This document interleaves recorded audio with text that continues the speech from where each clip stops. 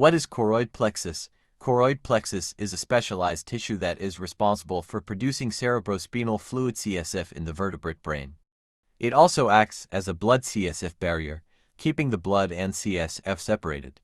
For the daily secretion of cerebrospinal fluid CSF, the choroid plexus secretes up to 500 milliliters of CSF per day, which is approximately 0.3 milliliters per minute.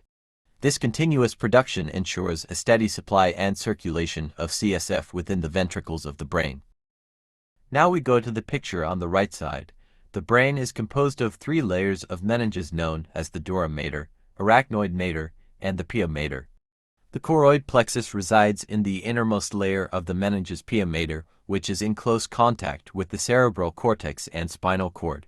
For CSF flow pathway, it flows from the lateral to the third ventricle through the interventricular foramina, also known as the foramen of Monro, and then through the cerebral aqueduct to the fourth ventricle, as you can see in the anatomy picture there. Rare cancer for choroid plexus are divided into a 3-grade.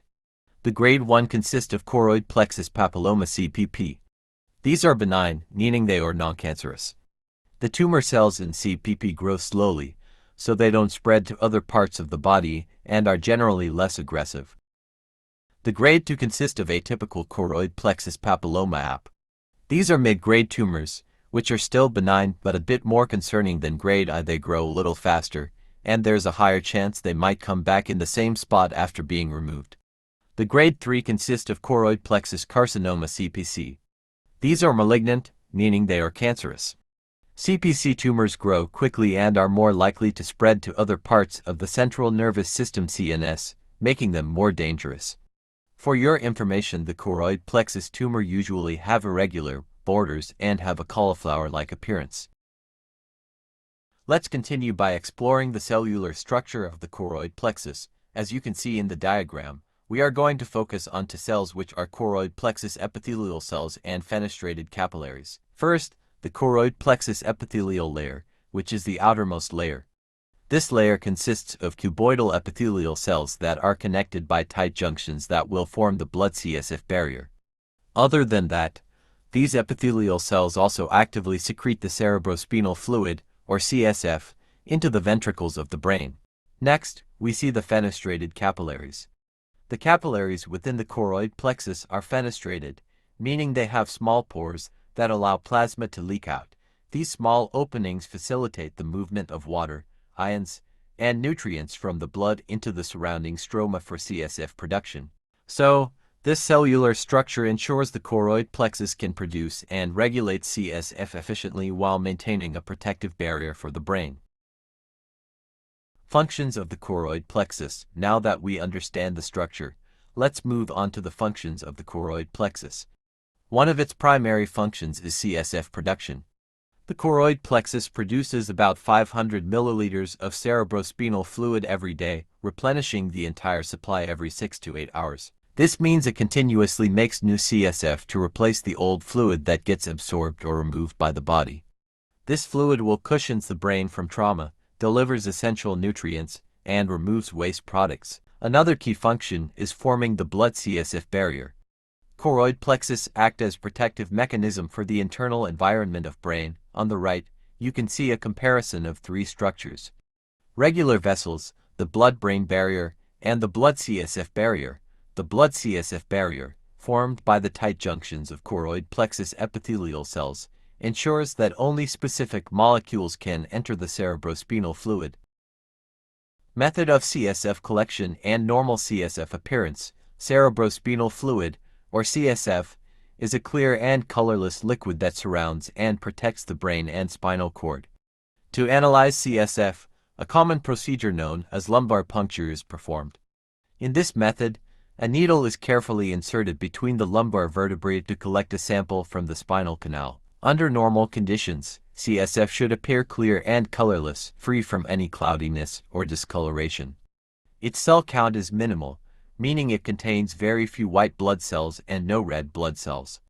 However, a small number of lymphocytes, monocytes, and occasional choroid plexus cells may be present, which is considered normal. Normal cells found in CSF When examining cerebrospinal fluid under a microscope, three types of cells may be found in small numbers. Lymphocytes are small, round cells with a spherical nucleus and minimal cytoplasm. These immune cells help protect the central nervous system and are normally present in low numbers in CSF. Monocytes are larger than lymphocytes and have a kidney-shaped nucleus with moderate cytoplasm. They play a crucial role in the immune response by helping to clear debris and fight infections in the brain and spinal cord. Choroid plexus cells originate from the choroid plexus epithelium. These cells are round to oval in shape, with a moderate amount of cytoplasm, and may appear isolated or in small clusters. In a normal lumbar puncture specimen, less than 0.5% of the cells are choroid plexus cells, as they naturally shed from the ventricular lining. In this part, we will analyze the first case in the case study. The patient is a 5-month-old male who presented with complaints of vomiting and decreased oral intake. On examination, key findings included dehydration, a decreased plantar reflex, and a tense, bulging anterior fontanelle suggestive of increased intracranial pressure. The non-contrast MRI scan revealed evidence of hydrocephalus and a suspicious mass on the left side. Hydrocephalus is a buildup of cerebrospinal fluid CSF causing pressure to build up. That is why the baby had symptoms like vomiting and a bulging anterior fontanelle. A contrast-enhanced MRI further confirmed the presence of a tumor. In addition to imaging, a lumbar puncture was performed, and cerebrospinal fluid was analyzed for cytology. CSF cytology revealed atypical cells scattered singly, with very occasional papillary fragments. The cells were round to oval with mild pleomorphism. Evidence of mitosis indicate that the tumor is undergoing rapid cell division. Next is about case number 2. This case is about a 12-year-old female patient with a known history of CPC surgery, which refers to choroid plexus carcinoma. The patient presented with a combination of symptoms over the last 10 days, including persistent vomiting, fever, and a headache. These symptoms often raise concern for an intracranial pathology, but she exhibited no neurological deficits. When imaging was performed, her CT brain scan revealed a well-defined, homogeneously enhancing lesion in the left lateral ventricle. Next, the analyzed CSF revealed atypical cells. These cells showed mild pleomorphism, like in the picture above, which refers to variations in the size and shape of the cells. This is a common characteristic in tumor cells, suggesting some degree of abnormality. Additionally, there was occasional binucleation, meaning that some cells had two nuclei instead of one. This is an important diagnostic clue, as it indicates active cell division. These features align with what we expect to see in choroid plexus tumors. Lastly, let's discuss the tumor histology findings. Microscopic examination of the tumor tissue revealed sheets of polygonal to oval cells. These cells were arranged in focal papillary patterns, which are typical of choroid plexus papilloma. This architectural pattern is crucial because it helps differentiate CPP from the more aggressive choroid plexus carcinoma. This histological appearance, combined with the imaging and cytology findings, supports the diagnosis of CPP, which has a much better prognosis compared to CPC. Now we're gonna discuss the factors contributing to low cancer incidence. There are 4 factors that have been listed out. First is cellular characteristic, second is genetic factors, next is low mitotic activity, and the last one is immune surveillance. Cellular characteristics. First, the choroid plexus is made up of specialized epithelial cells. These cells have unique structural and functional properties, including the presence of tight junctions and complex microvilli. Their active transport mechanisms help create an osmotic gradient essential for maintaining ionic balance and central nervous system homeostasis. Another important feature is the blood cerebrospinal fluid barrier BCSFB.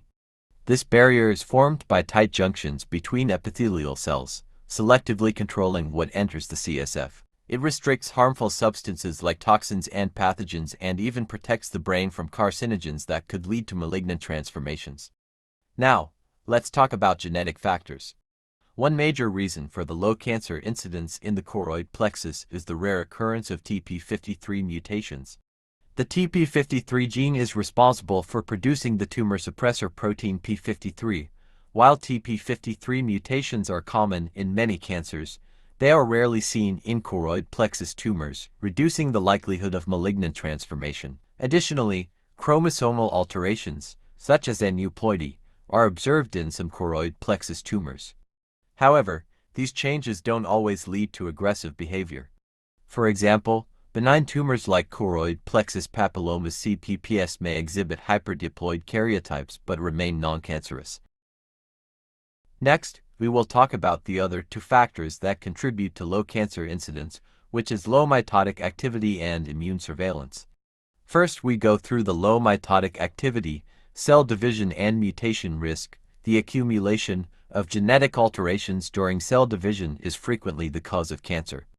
Because of the choroid plexus cell's comparatively low rate of mitosis, or cell division, these mutations have less chances to accumulate and cause cancer.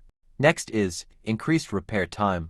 The choroid plexus cells may have more time to fix any possible DNA damage or mutations because they are not dividing as quickly. This lessens the possibility that the mutations may build up to the point where they might cause malignant changes. And the last one is cell differentiation. Because of their high level of specialization, the choroid plexus cell's primary function is to produce CSF, not to expand or divide quickly. The danger of developing cancer is further decreased by this reduced requirement for constant cell division. The last factors contributing to low cancer incidence is immune surveillance. The brain's immune cells, known as microglia and other CNS immune cells, identify anomalies, such as abnormal cell development, and use this information to help preserve tissue health. These cells can detect and eradicate early cancer cells before they become significant, even if the central nervous system has immune privilege. And the last one is limited inflammation and immune activation. The choroid plexus has limited immune monitoring, which helps to avoid inflammation that may lead to cancer. However, immune cells find it more difficult to identify and eradicate abnormal or cancerous cells as a result of this decreased surveillance. For the conclusion, the preventive factors keep cancer rare in the choroid plexus.